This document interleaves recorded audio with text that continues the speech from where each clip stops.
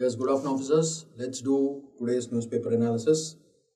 Before we start, very sad news regarding the flight accident.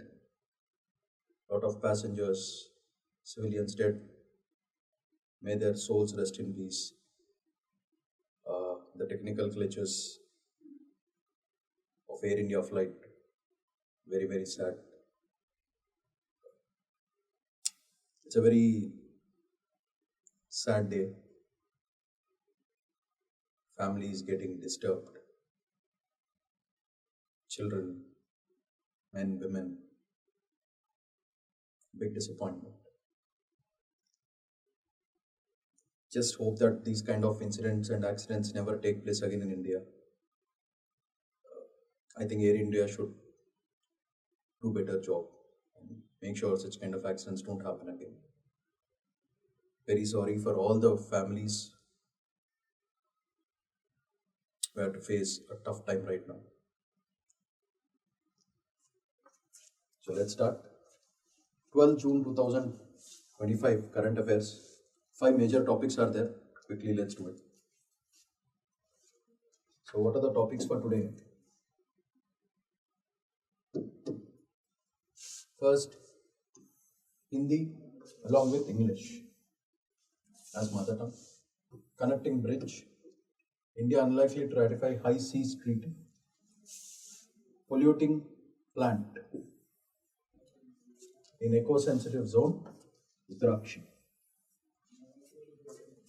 And India and UK joint naval exercise and different approach to caste census. These are all the major topics for today.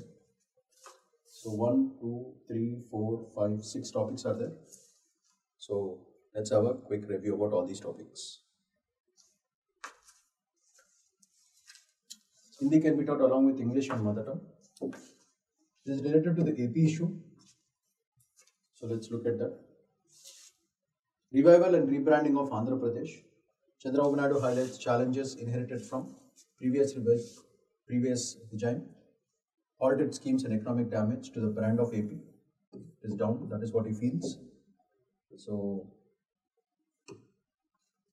governance, transition, public perception, both of them should do recovery. Shift in administrative focus towards fiscal discipline. So, fiscal discipline is financial discipline.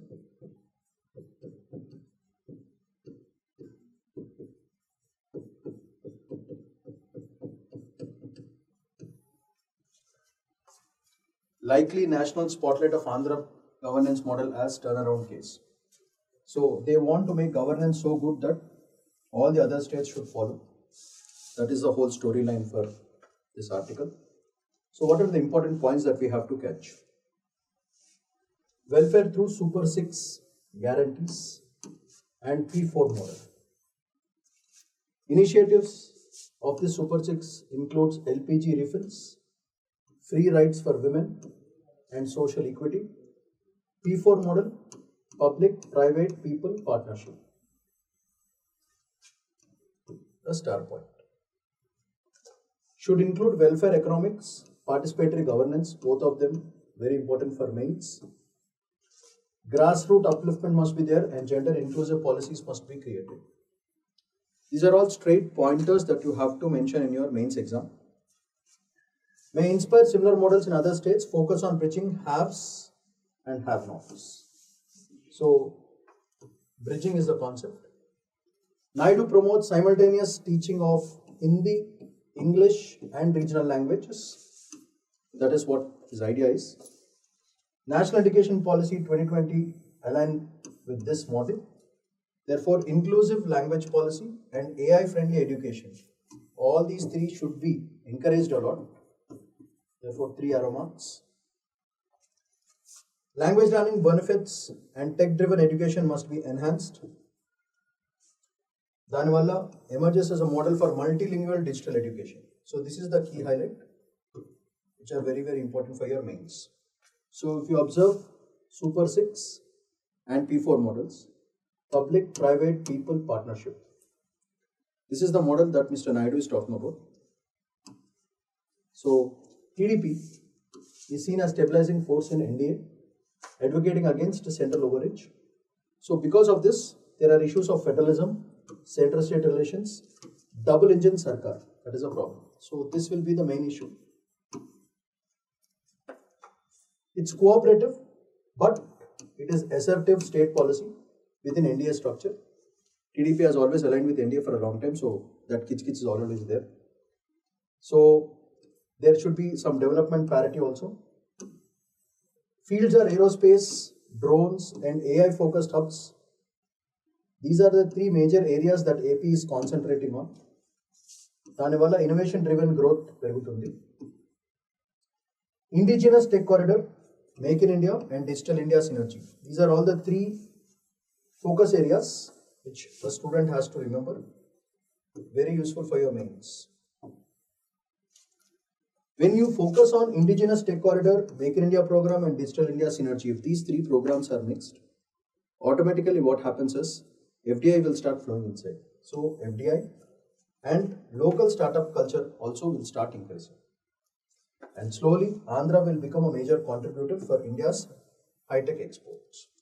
Just like how it has gone with Hyderabad, the same thing will repeat with the capitals of Andhra. That is a highlight here. Therefore, Amaravati project restarted. PM Modi's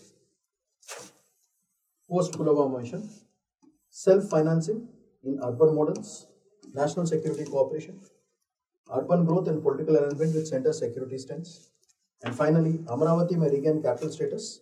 TDP could play big security policy role. So these are all the major points that a student has to know from that particular article. So majorly it was not about Hindi and all that, but it was majorly about tech-driven education and how Amaravati will be slowly made like Hyderabad. That is a whole game for today's that article.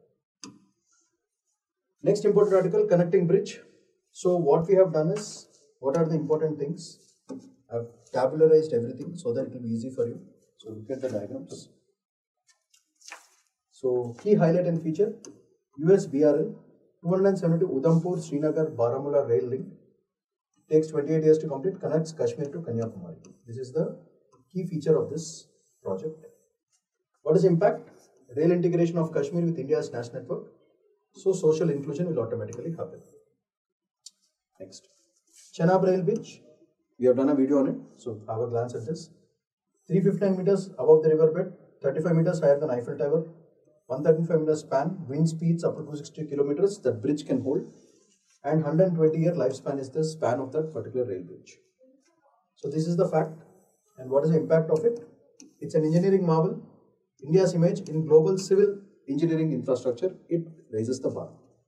Next, Anji Khat Bridge, very important.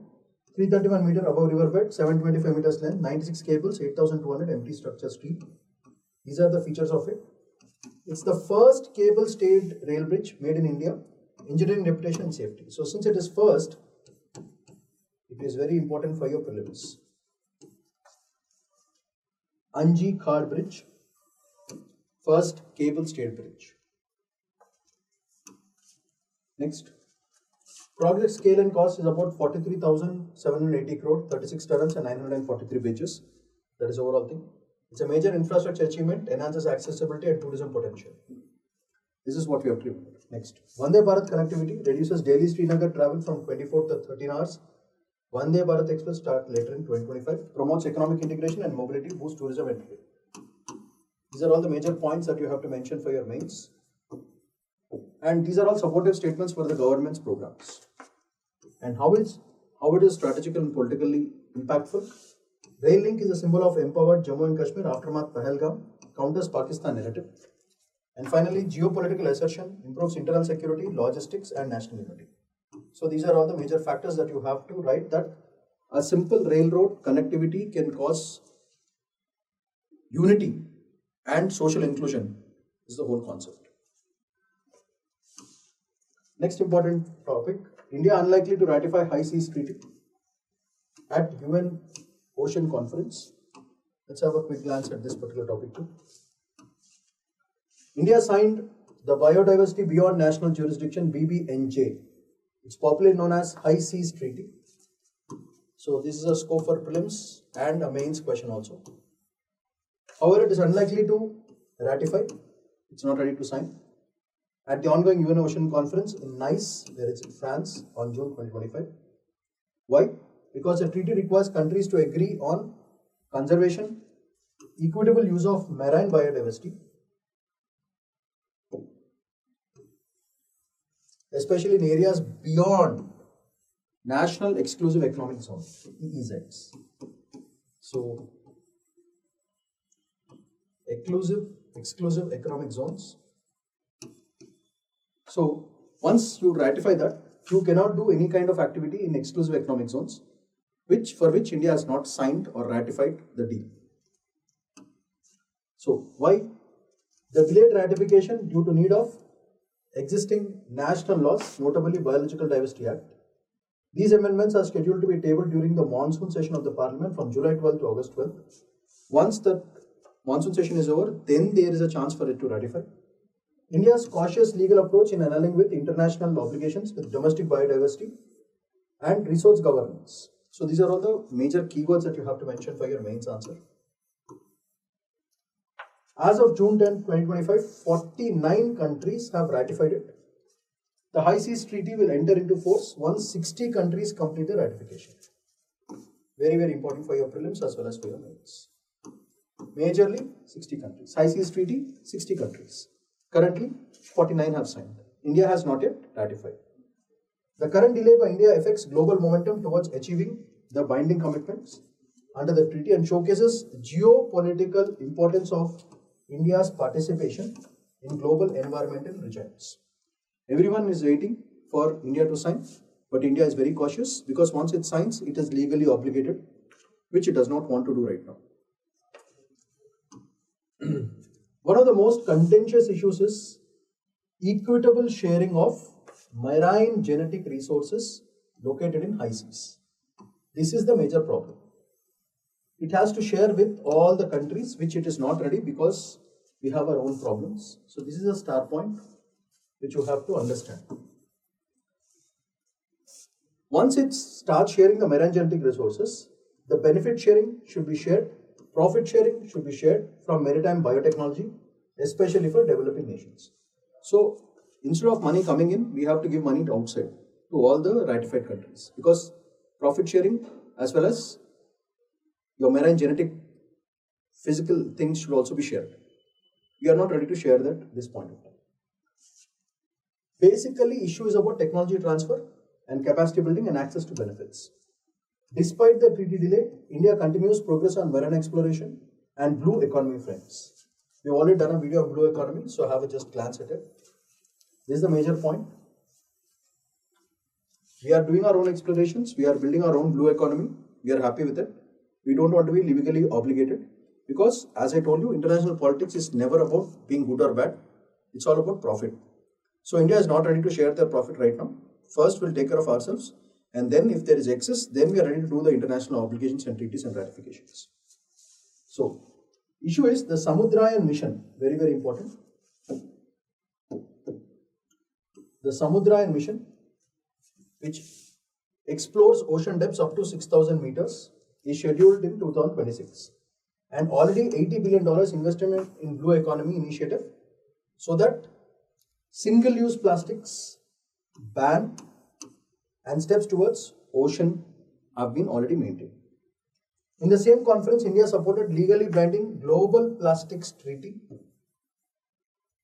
launched by Sahab, very, very important. It's a digital ocean data portal signaling its commitment to the marine conservation. Though it has not ratified the High Seas Treaty, India balances sovereign control concerns with proactive global stance on sustainable ocean governance. So this can act as a very good conclusion for your mains answer. If there is a question on blue economy or how India is able to ratify, India is able to balance the blue economy. So please remember this, Sahaf, it's a digital portal where data of all the oceanography is given, and we are bounded to Global Plastics Treaty and ban on single-use plastics. $80 billion investment already done. in respect to blue economy. So these are all the major points that you have to collect from that particular article. Next, polluting plant in eco-sensitive Uttarakshi draws public ire. Ire ante kopam, anger. So what is that issue? Let's see. Solid waste incinerator has been installed at Gangotri in Uttarakarshi within the Bhagirathi Eco-Sensitive Zone BESA.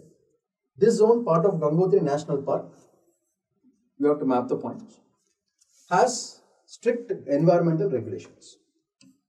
The controversy arises from incinerators classification as red category, which means the polluting unit by the Central Pollution Control Board, which prohibits such installations in eco-sensitive zones. So the issue is about red category incinerator, which creates a lot of pollution, especially in economically sensitive zone. That is a major storyline. So despite these norms, the plant was installed about 18 months ago, currently which is operational, but no approval from Uttarakhand Pollution Control Board. So the State Forest Department and environmental bodies also appeared unaware of this issue and violating the Environmental Impact Assessment Protocols and Forest Conservation Act 1980. Therefore, this committee, co-chaired by Hem Pandey, he was a former Union Environmental Ministry official, opposed the location, and Chief Secretary of Uttarakhand was taken into the discussion. So there is also a discrepancy regarding district level approval versus national clearances. That is another issue which comes under governance, pointing to some loopholes in administration. So these are all the storylines. So the incident was sanctioned under Prasad. Prasad is what? Pilgrimage, Regeneration and Spiritual Augmentation Drive. Very important. Prasad. By the Union Ministry of Tourism with a cost of 306 lakh. So it was designed to tackle solid waste during Char Dham Yatra, where 8 lakh pilgrims generate 400 to 500 organic waste daily. So this method violates the ecological norms. That's the whole point. This case also conflicts between Article 48A, where states duty to protect environment, and right to clean environment under right to life. Article 21. So this gives a case about 48A versus 21. This is the issue. Therefore, very, very important for your mains as well as for your prelims. Sanctity of eco-sensitive zone notifications under the Environment Protection Act 1986 exposes tension between development schemes like Prasad and constitutional environmental safeguards. So scheme versus constitutional safeguard, that is a major issue on which you can get a mains question. This issue exemplifies broader challenge balancing infrastructure development of religious tourism with ecological preservation. So tourism versus ecological preservation, that's another issue. Very useful for your mains or essay also. So దీనివల్ల enforcement of zonal regulations, real-time environmental monitoring, multi-agency coordination prevents such lapses. A re-evaluation of development EZS necessary for sustainable tourism policy in India. So finally, the conclusion is you need a good policy, especially in ESS, so that good tourism policy can be brought out, which will be useful for the economy as well as for the environment. Next, India and UK carry out joint naval exercise in Arabian Sea.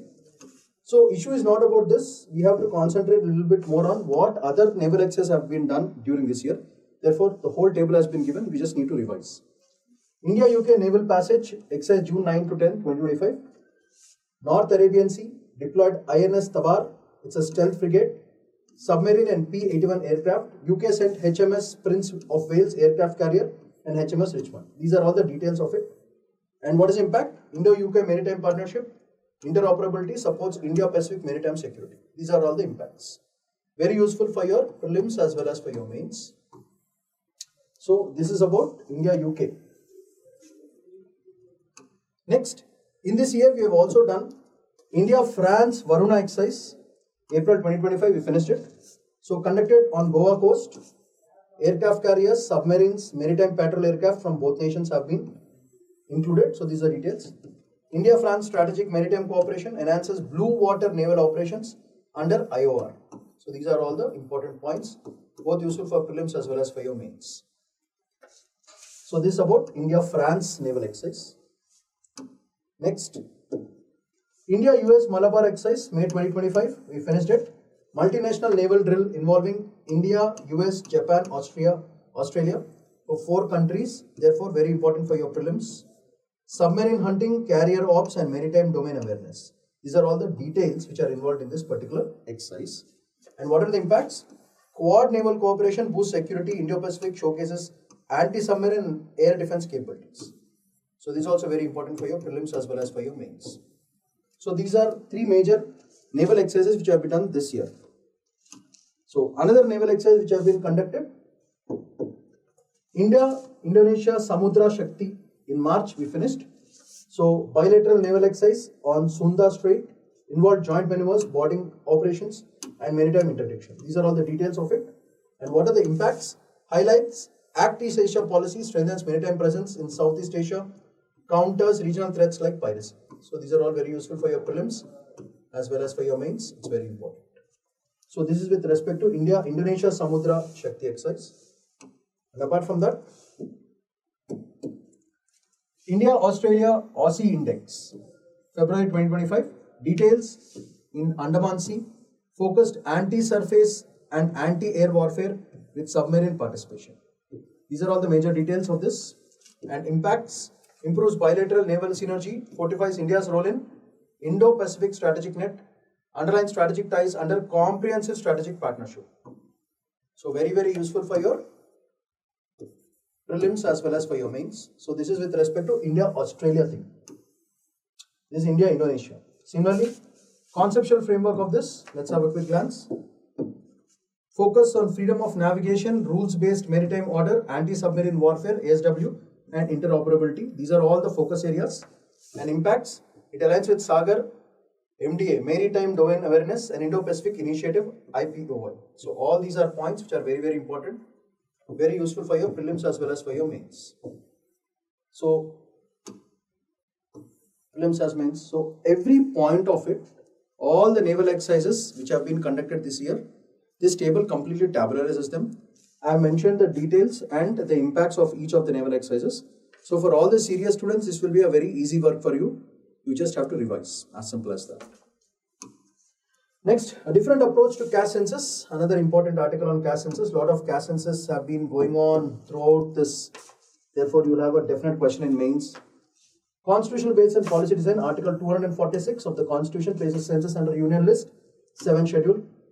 Cabinet Committee on Political Affairs decided to include caste enumeration in the upcoming census.